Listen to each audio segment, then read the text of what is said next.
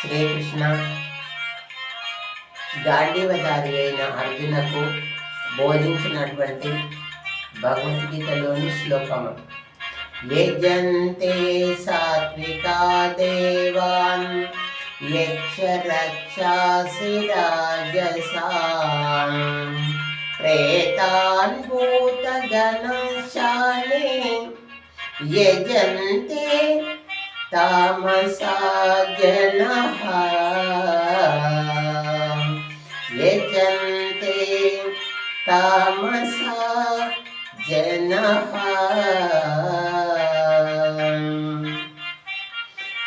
ఈ యొక్క శ్లోకంలో తాత్పర్యము, మనిషికి సాత్వికము, రాజసము, తామసము అనే 3 గుణాలు ఉంటాయి.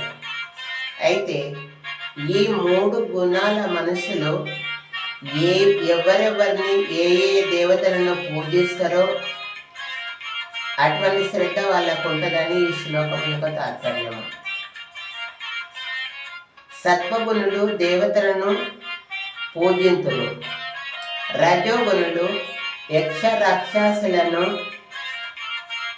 పూజింతులు, తమోగుణులు భూత పేతములను శ్రద్ధగా పూజింతులు.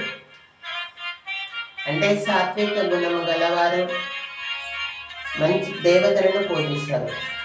రజోగుణము గలవారు నైసమ్మ, పోషమ్మ, మార్కమ్మ, మరి ఇవి కఠినమైనటువంటి కోరికలు కొనుక్కొని అటువంటి వారు రజోగుణము గలవారంటే ఈ ఆటలు కొయ్యడము, పూల కొయ్యడము, గొర్రెలు కొయ్యడము, వారికి రజోగుణము గలవారికి ఆ దేవతలనే ఎక్కువ పూజిస్తారు.